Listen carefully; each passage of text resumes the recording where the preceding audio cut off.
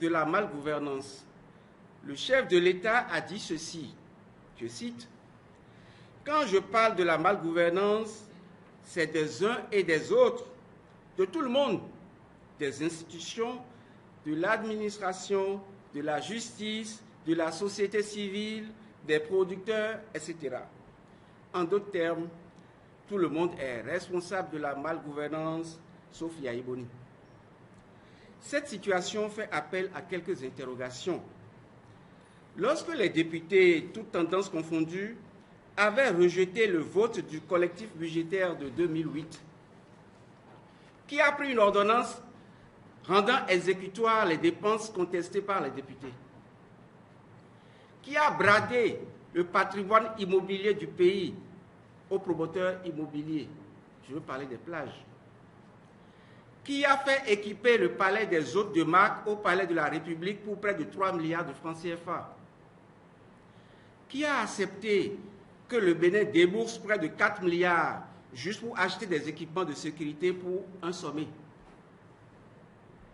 Sous la gouvernance de qui des gants ont été achetés à 90 000 francs l'unité et des imperméables à 400 000 francs.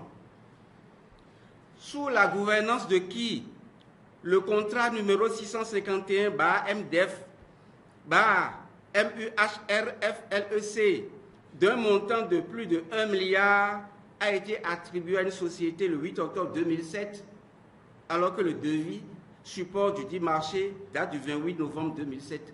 En d'autres termes, le devis a été fait après l'attribution du marché. Qui a pris des décisions mal mûries, ayant conduit à l'abandon du port autonome de Cotonou par les importateurs des pays de l'Interland en 2010. C'était à l'époque où on demandait aux Nigériens et Burkinabés de faire la douane au Bénin avant que la marchandise ne passe par notre territoire. Qui a pris cette décision? Qui est responsable de la mise au chômage de plus de 1000 Béninois en l'espace de 3 mois?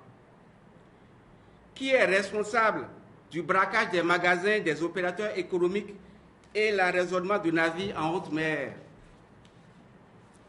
Qui est responsable des scandales que l'on compte à l'appel au quotidien, ICC Service, Sensad, matériel agricole, etc. Mesdames et messieurs, chers amis journalistes, avant l'arrivée de Yahya Boni à la magistrature suprême, le port autonome de Cotonou et le coton fonctionnaient bien et le taux de croissance du Bénin avoisinait les 6%. C'est pour améliorer ses performances que le peuple béninois lui a fait appel en 2006. Après 6 ans d'exercice du pouvoir, qu'avons-nous constaté?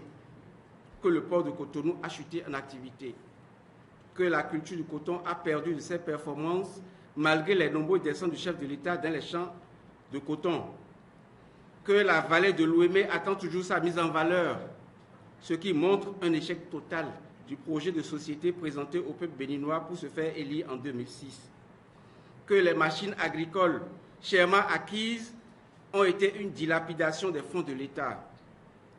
Tout simplement, le peuple béninois est dupé. Qu'est-ce que réellement le président Yahya Boni a apporté de nouveau pour booster notre économie? Qu'a-t-il créé de propre qui peut porter réellement son nom, à part les éléphants blancs et les scandales? À son arrivée au pouvoir, le chef de l'État avait promis aux Béninois un taux de croissance à 2 chiffres, en d'autres termes plus de 10%. Cela a été chanté de nuit comme de jour sur les plateaux de télévision. Loin des 10%, le Bénin est aujourd'hui classé au dernier rang des pays de l'espace UEMOA. Le second aspect que je voudrais aborder, c'est sur le plan politique. Les propos tenus par le chef de l'État sont d'une gravité extrême et doivent être interprétés comme parjure. Yahya Boni, pour qui nous manifestons tous nos respects, a ainsi violé en pensée, en parole et implicitement par action l'article 41 de notre Constitution. Ce n'est pas la première fois que notre président de la République viole impunément notre Constitution. À plusieurs reprises, l'article 42, premier paragraphe de notre Constitution, a été violé et continue d'être violé. Dans une déclaration antérieure, il y a quelques semaines, face aux producteurs de coton, Yahya Boni déclarait ceci, je cite, Être dernier, je n'aime pas ça.